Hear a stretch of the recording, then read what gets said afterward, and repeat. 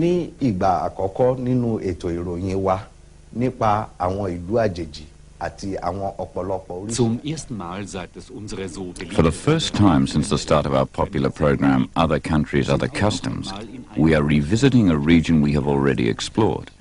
Our viewers will recall our earlier expedition to the mysterious and virgin Upper Austria. The material we brought back from that expedition was sensational. The Kinshasa University Institute of Ethnology is still busy evaluating it. But there remains so much that was mysterious and inexplicable that we decided to return to the heart of Europe a second and a third time.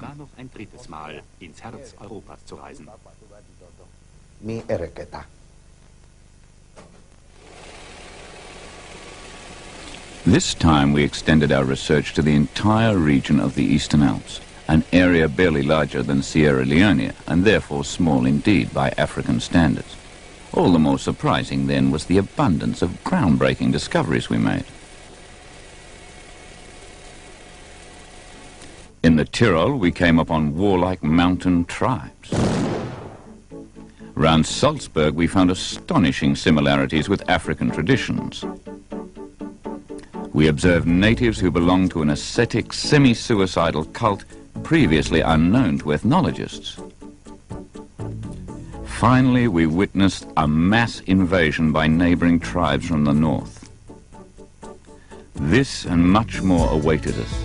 Its evaluation meant much painstaking, unglamorous scientific work for us. As usual, we avoided the big cities, pushing rapidly forward into regions where no black man has ever set foot before.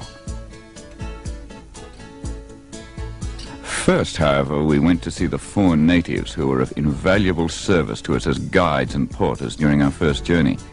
They are, as our regular viewers will know, brothers. Rudolf Himmelfreund-Pointner, Sepp Himmelfreund-Pointner, Karl Himmelfreund-Pointner, Franz Himmelfreund-Pointner.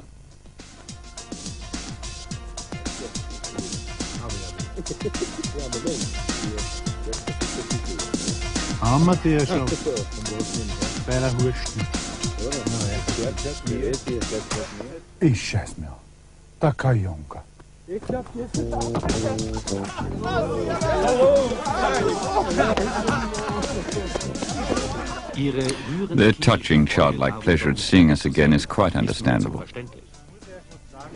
The part they played in our now famous African film dragged them from obscurity and made local heroes of them. Their joyful mood vanished abruptly, however, when they were told that this time they were to accompany us to the tribal regions of the Salzburgers, Tyroleans, Styrians, and Carinthians. Not until later did we learn that in the Eastern Alps, much as here in Africa, animosity, even hostility, exists between various tribes. Luckily, we had some of the magic paper that banishes all doubts and misgivings. The white man's tendency to indulge in narcissistic self-analysis makes ethnographic research in Europe very difficult. There is not one psychological or social phenomenon that has not been examined in scores of books.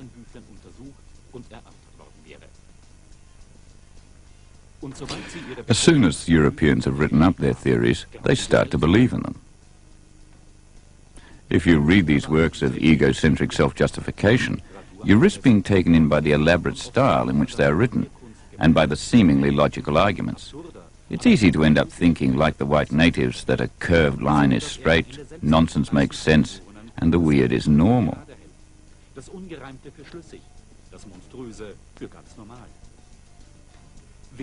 If you want to keep a clear head, avoid all white self-interpretation and rely on your own common sense.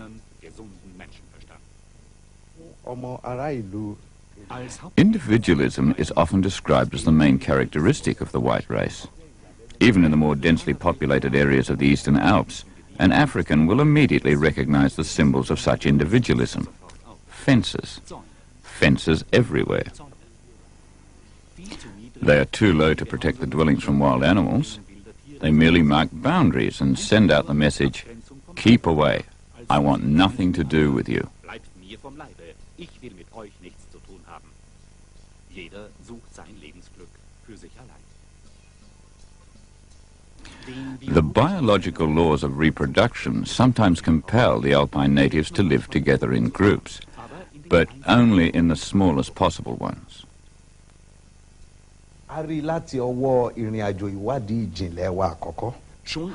On our first journey, we succeeded in disproving the time-honored theory that the Central European tribes live monogamously. Each man has several women, but for reasons as yet unresearched, the auxiliary wives do not live in the same home as the main wife. I coined the scientific term dislocated polygamy for this form of cohabitation, and it has, I say it in all modesty, become a standard ethnological term.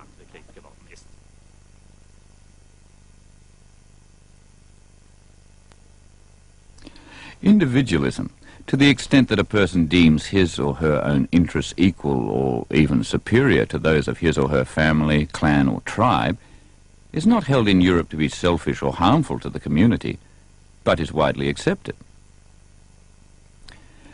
Europeans even insist that this is the most refined form of human existence, despite the proof they themselves offer to the contrary. For the natives of the Eastern Alps are found in packs too.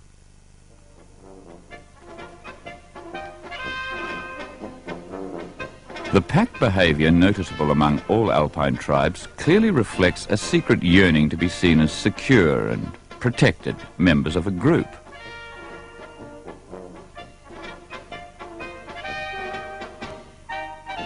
In packs, the inhabitants of the Alps like to indulge in music making, marching, and bizarre disguises. To recover from the pressures of individualism, they all dress alike. Once clad the same and marching in step to the hypnotic beat of the music, they seem to realize the advantages of pack existence. Why do alpine people need rituals, disguises, ceremonial music and processions when they want to experience a sense of clanship?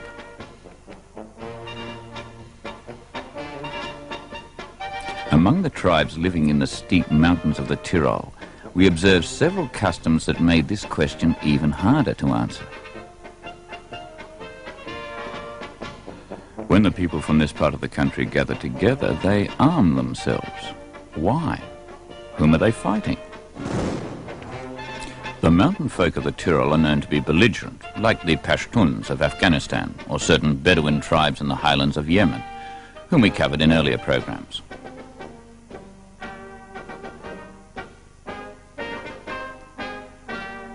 But the Pashtuns and the Bedouins bear weapons in everyday life. Arms for them are the insignia of the free fighting man. In the case of the Tyroleans, weapons seem part of their disguise. These arms serve no practical purpose. They are mere objects of show.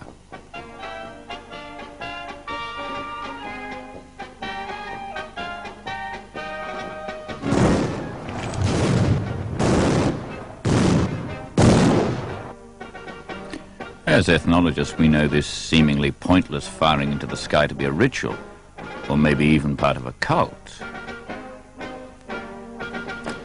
Or does it merely stem from the desire to show off? The costumes would tend to suggest that. In their flashy boldness, they are reminiscent of the impressive plumage of some male birds. But whom do these men want to impress?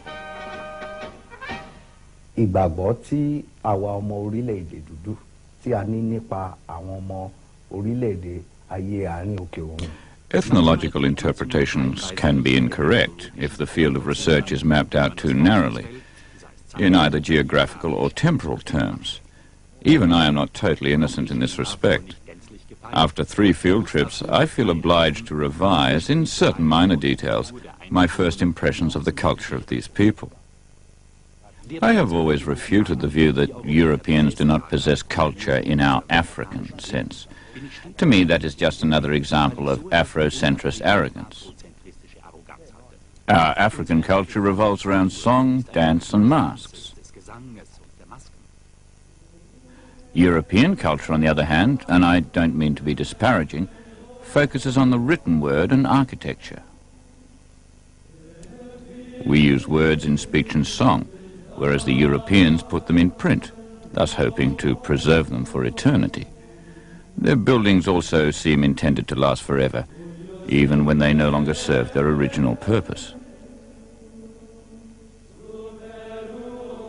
Let us think back to our first expedition. It was then we found evidence of a paradigm shift. The replacement of sacrificial lamb with sacrificial chicken. Our sensational research findings met with approbation all over the world. It appears that only the Central Europeans are not yet prepared to abandon their old prejudices. They steadfastly maintain that their religion contains no elements of death or mysticism. As a result of this shift, which may indicate the emergence of an entirely new religion, the old Christian temples stand empty. They continue nonetheless to be maintained. The desire so alien to us Africans to preserve everything forevermore must stem from the inability of Europeans to seize the moment as it flies, and to enjoy the present while it is present.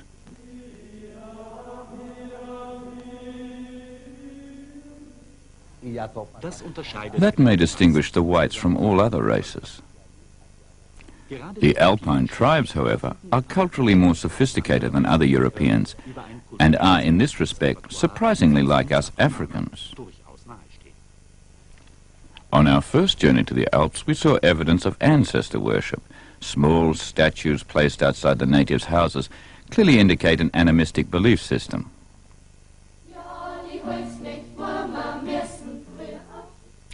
My findings on the age-related differences in vocalism caused quite a stir in the scientific world.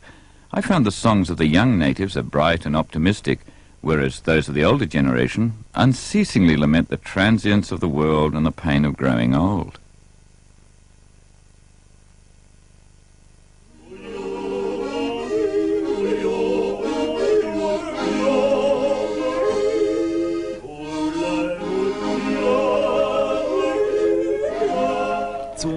I also found evidence of a gender-related differentiation amongst these laments. The male voices are monotonous and melancholy, the women's shrill and aggressive.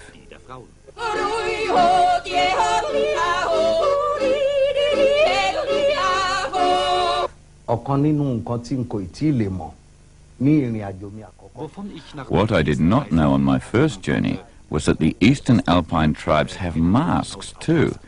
In my original field of research, Upper Austria, they are less common than in Salzburg or the Tyrol.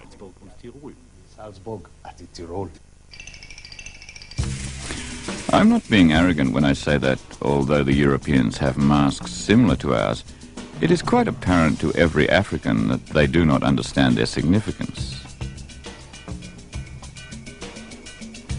They may indeed be unable to do so, as no European language has the words to express it adequately. The use of masks is primitive among the tribes of the Eastern Alps. Their primary function is to scare, which from an African point of view is the most unspiritual of all uses. André Malraux, a Frenchman, once wrote of African masks, "Europeans know only that they are a door, but not where that door leads. Judging by what I've seen here, I'm afraid I won't be able to explain it to them either." When one is puzzled by a phenomenon, it is often helpful to look back at the past.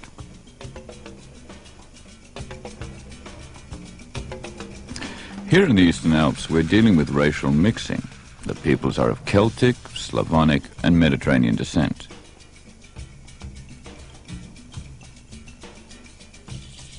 Many tribes traverse the country, and many footsore and weary travellers chose to settle here.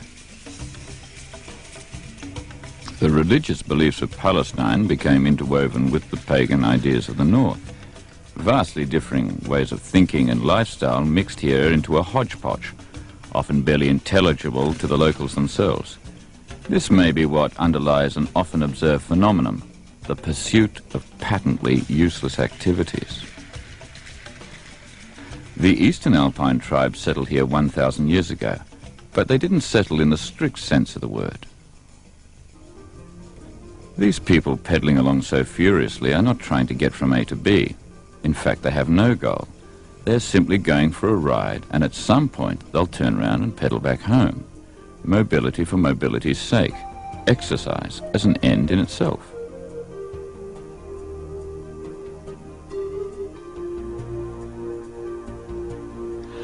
Initially, we thought this was the deviant behavior of a few individuals.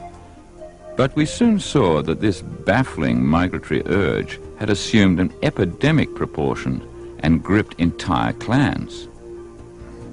Nomadic behavior, assuredly, but unlike the Maasai of Kenya, it is not at the very core of their existence. It is a residual instinct, a deeply rooted subconscious reminder of a former nomadic modus vivendi. Useless activity performed compulsively is known as obsessional neurosis in European psychology, an appropriate term indeed for a phenomenon we observed during our third journey, which was undertaken in winter.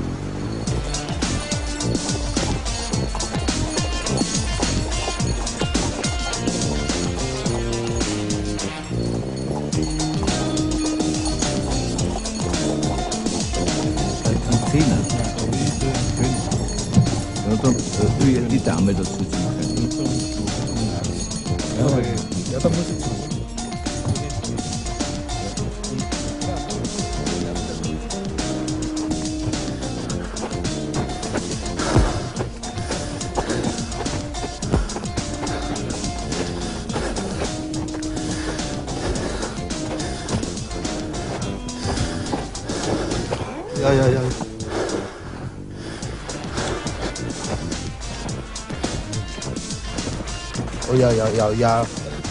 Oh show. Oh young brother, hiya.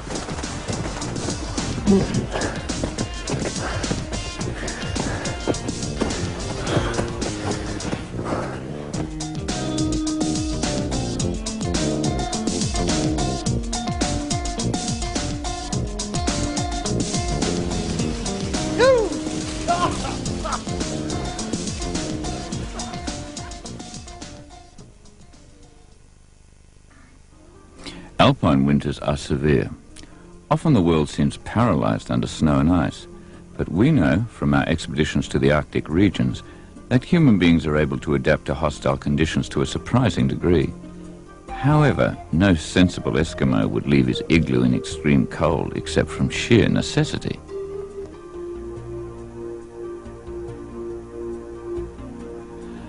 But the Alpine natives are different. In huge hordes, they compulsively move out into the snow and the cold. To what end? They stand and wait. In other respects, the people of the Eastern Alps are said to be possessed by a kind of impatience totally alien to us Africans. But here, they stand and wait patiently. For what? They have themselves pulled up a mountain slope. Why? Just to slide down it again.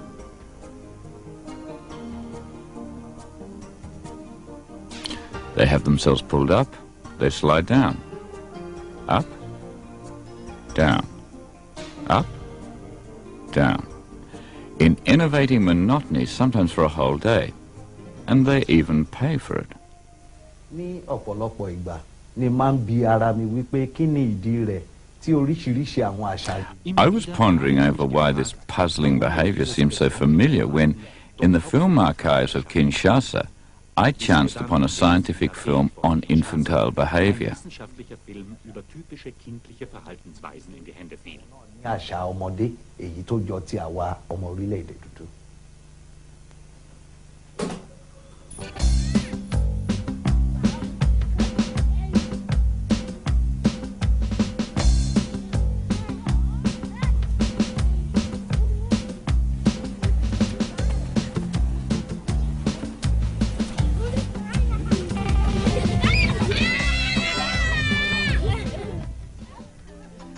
The similarities in the patterns of behavior are striking. The phenomenon documented here is well known to psychologists.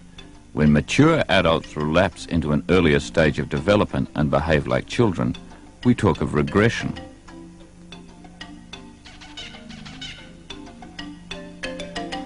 The masses of people moving up and down the slope can only be described as regression on an epidemic scale. By and large, we regard European civilization as being highly advanced, and if we take its Mediterranean origins into account, very old. But just as many people may grow childish in their old age, advanced civilizations that are drawing to a close are prone to regressive tendencies. The mountains and the valleys of the Eastern Alps are more than just the scene of infantile games. Deep down in their souls, the natives have been moulded by the landscape. Their horizon is obstructed by mountain ranges, which, as we saw during our first expedition, affects their mindset. Or as the old pygmy proverb says, you can think only as far as you can see. We decided to dedicate more time to researching the mountains.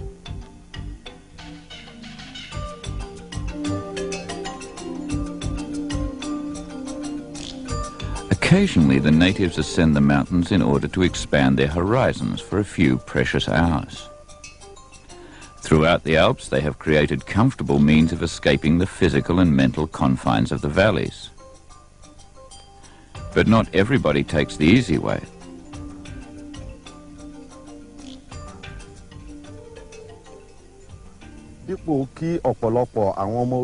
Many a native turns up his nose at the chairlifts and cable railways, refusing comfortable paths to the top and opting for a steep and unwelcoming wall of rock instead. Why? Yet more pointless, obsessive, compulsive activity? We should take care not to jump to conclusions. For what is going on here, compared to the winter sliding up and down, is connected with extreme physical exertion and grave danger. Why do alpine humans struggle so hard and take such risks? I thought back to my journey to the Himalayas, where wise men climb high into the mountains in search of divine inspiration in ascetic solitude.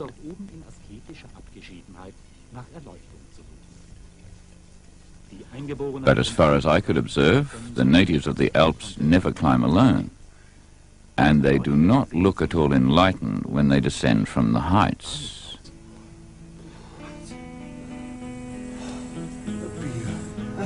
Most frische Röhre von Pestana. Rechts, Most haben wir genug. Frisch von der Quelle. Most frisch. Most frisch.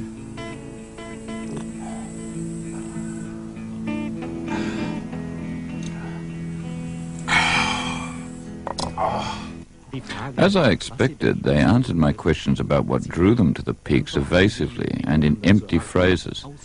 This is invariably a reliable indicator that a subject of enormous significance has been raised. For all over the world, natives try to conceal their most important rites and cults from strangers.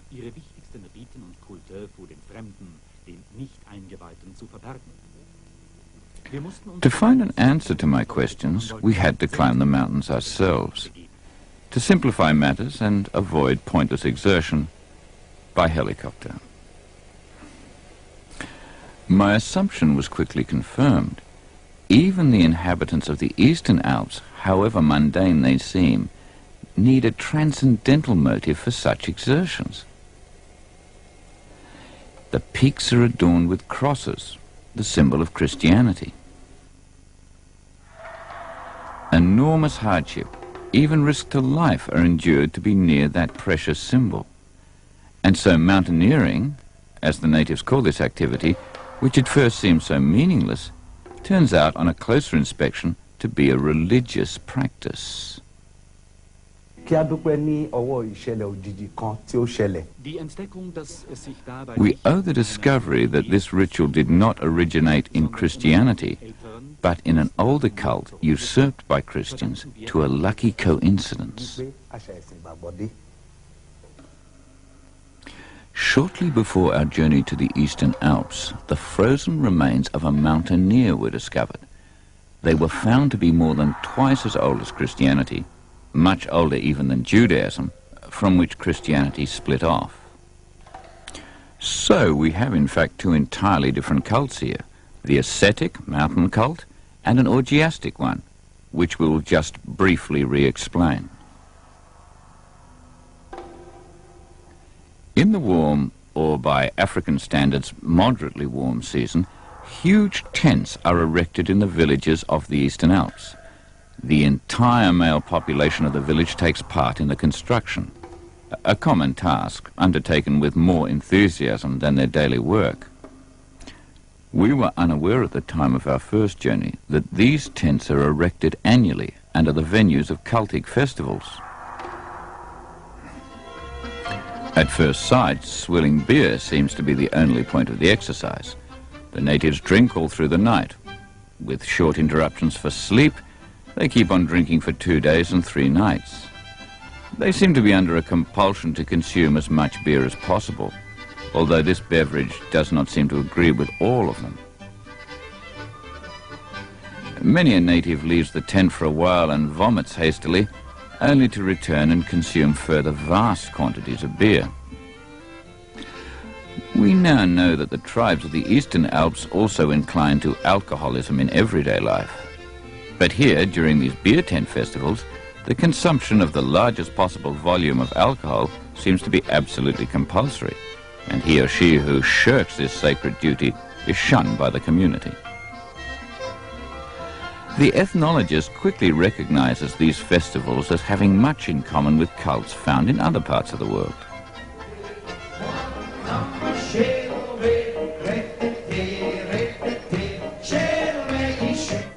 They begin with a communal meal, followed by a phase of fraternization, during which the Alpine natives, individualists that they normally are, seek community and togetherness. In phase 3 of the strictly regimented course of events, there is dancing.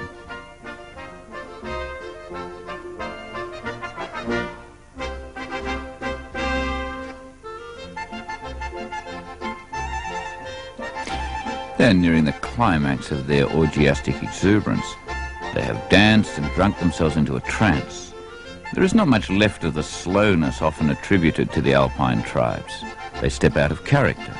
They cross the inhibiting boundaries of their own personalities, as is typical of the states of trance aimed at in so many cults around the world.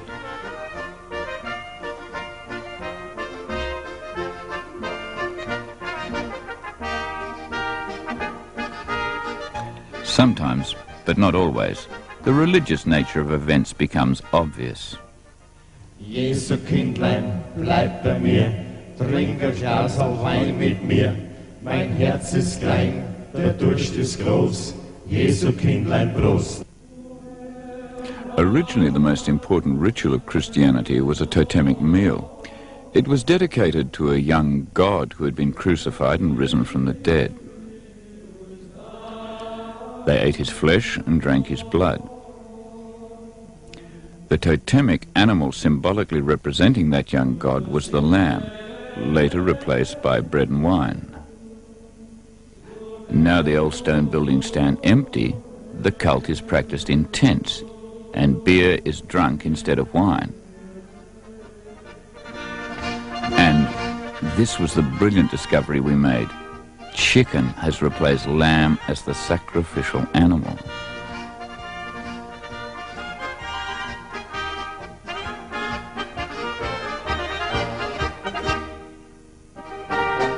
In honor of the Godhead, a special ceremonial dance has been created, the chuk. The flapping of a chicken's wings is recreated, imitatio Dei, as white theologians would say. People identify with chickens and thus become one with the sacrificial animal and with the god it represents.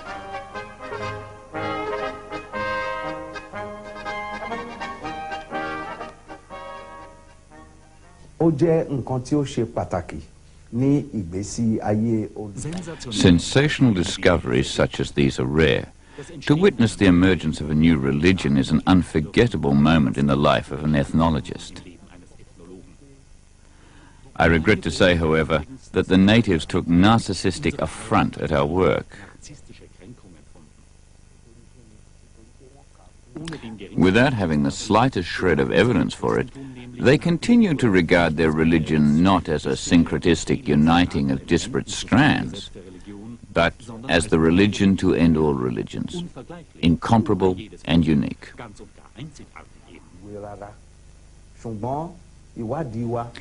But that's by the by. Everywhere else outside Europe, our findings were received most warmly, and they constitute a highlight in my career as an ethnologist.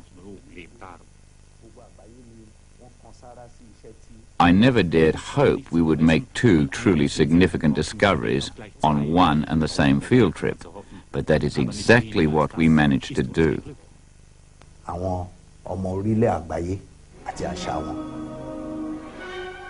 Early summer in the eastern Alpine valleys. The weekend is drawing near. The country is quiet. The natives are going about their daily work. Some of them are practicing the traditional cults and rites we have already observed. Nothing indicates something major is about to happen, but all of a sudden it does. Huge hordes from the north have begun to move towards the eastern Alps. An invasion, there can be no other word for it, is about to take place.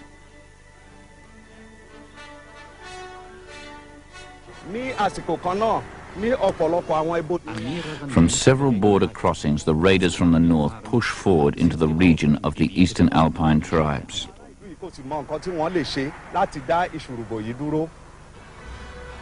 The natives seem paralyzed by shock. So far, there are no signs of resistance to the invasion. More and yet more vehicles are rolling across the border. Soon there is not enough space for them all, and the traffic is jammed.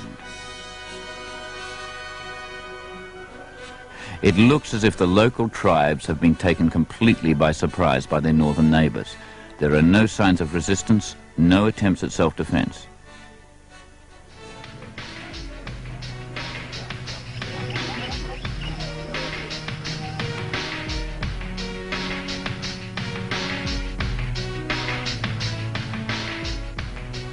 Some of the invaders are traveling with kith and kin and appear quite harmless.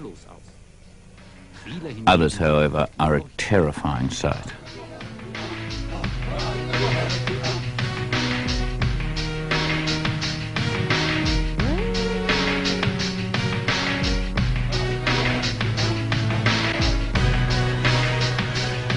Ist auch nicht so viel.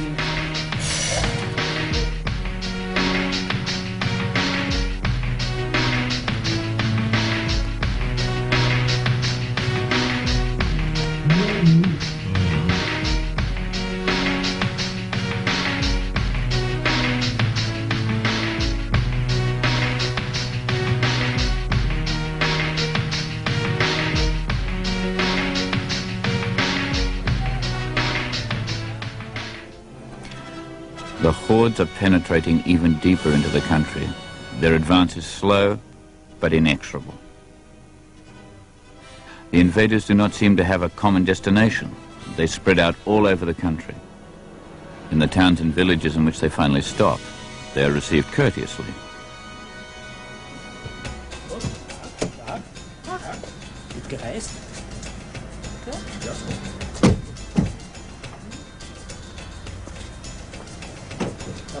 Ja, selbstverständlich.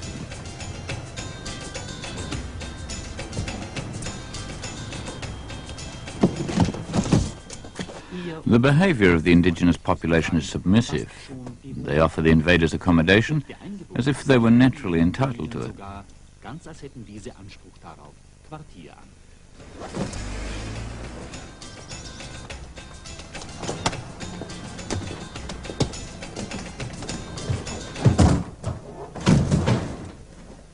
Dieses är inget himla.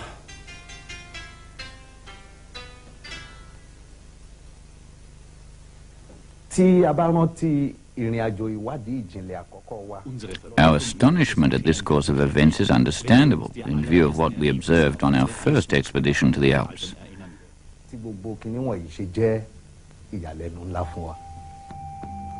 Then the local populace was struck by an overwhelming xenophobia.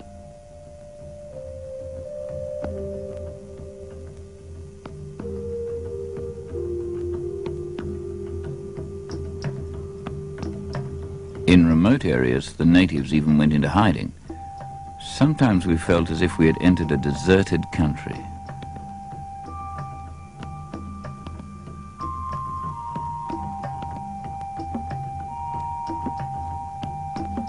This impression was constantly reinforced during our early expeditions. The woods were eerily still. We heard and saw nothing, and yet we knew the Alpiners were there. Just occasionally, we caught a glimpse of one. This time, when the invaders arrived in small groups, the locals appeared afraid and avoided them. But when the invaders arrived in large cohorts, the natives acted as if they had been eagerly awaiting them. We attributed this behavior to a pragmatic strategy of kowtowing before an all-powerful opponent.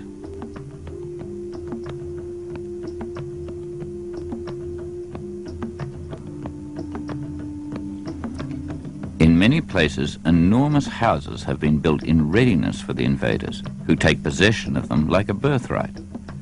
What forces are at work here? Are the Alpine tribes historically obliged to provide dwellings for their northern neighbors? Man duldet die Eindringlinge. The locals tolerate the interlopers. They bow down before them and wait on them, but they certainly don't like them. Das kann dem Geschulten So much is obvious to the eye of the trained observer.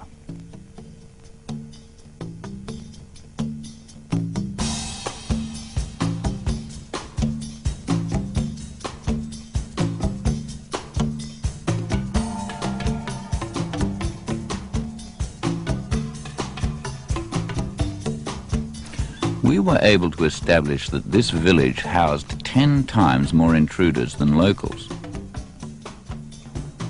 The role of the locals seems to be to pander to the wishes of the strangers.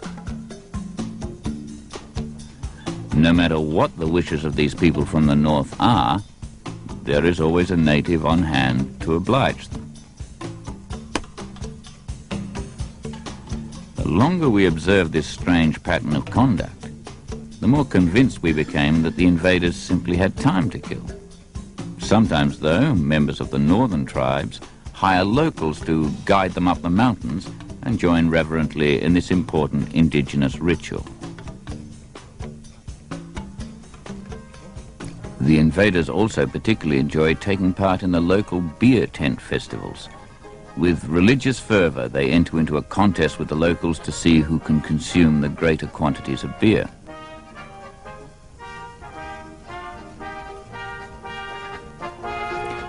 Do these men, women and children from the north move to the valley of the Alps for 2 or 3 weeks a year for spiritual reasons?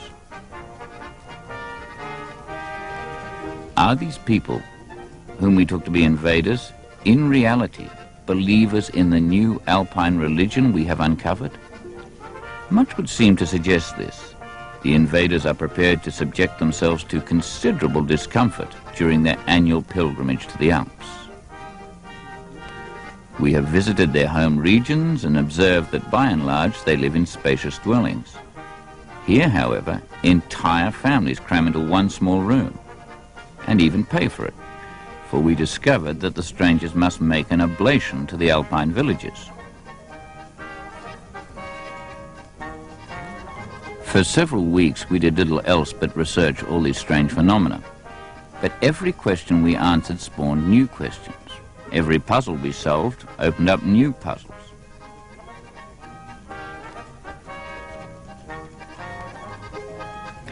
We had previously thought the primitive Alpine peoples displayed such a wide range of astonishing customs as could barely be surpassed by anyone.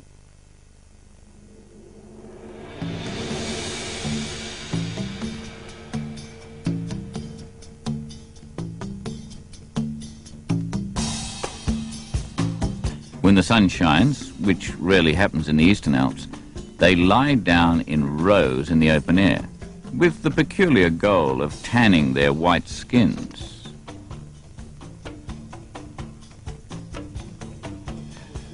The evaluation of this custom will keep ethnologists busy for some time to come. Haven't the Europeans always based their sense of superiority to other races on the color of their skins? And now they're trying to look like us Africans, fully aware that they'll never succeed. In the past, luckily long gone, when the whites ruled over Africa, their missionaries forced our women to cover their naked breasts. Here, European women are displaying their breasts, and in contrast to our more innocent African traditions, the sexual appeal is all too obvious.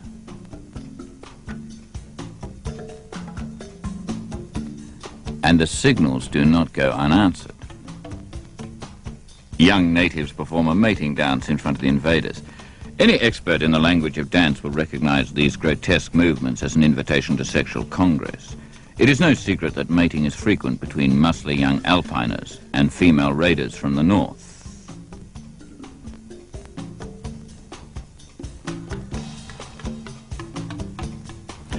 Are we to believe that the virility of the mountain males is what really brings the northerners here?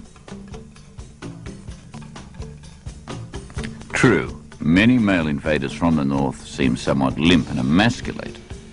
If our hypothesis is correct, this will be the first sexually motivated migration of peoples to be documented in the history of ethnology, and will give a new meaning to the word wanderlust.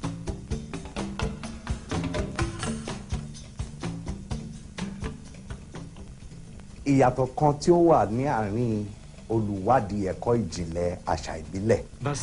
The distinction between a serious ethnologist and a charlatan is that the ethnologist is not content with simple answers to complex questions. One simple theory, which I have heard many times on my journey to the Alps, claims that there is one underlying cause for all the strange behavioral patterns we have observed: the white man's insatiable greed for money. The person, for example, struggling along on his bicycle, is a victim of the industry which sold him the bicycle and cycling garb. Likewise, winter mountain sliding, the ritualized tent festivals, and the business of wanderlust are all merely about making money.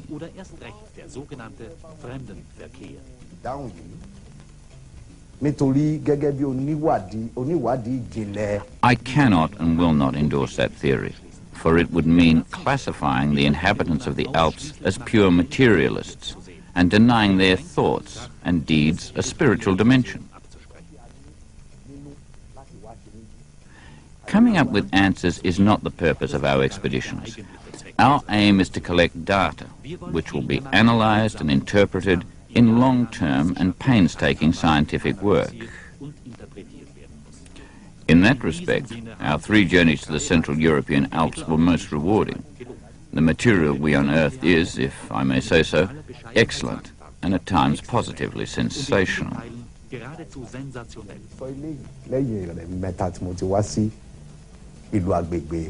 Will all the questions we have raised be answered one day? I rather doubt it. The Alpine tribes, and indeed all Europeans, will always remain something of a mystery to us.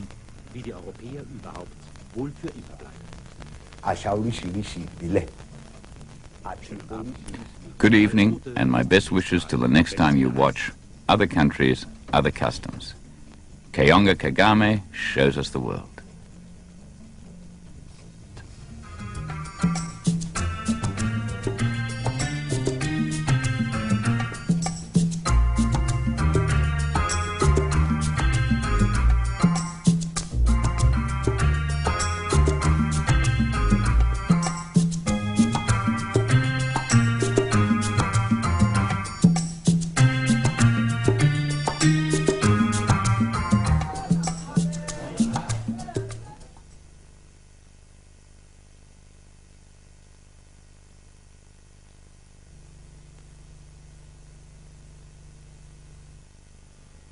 Well, that's a great example of being able to laugh at yourself. Next week on TV World, AIDS in India, a film lauded at the Sydney Film Festival and with a number of awards to its credit. I hope you'll join me then.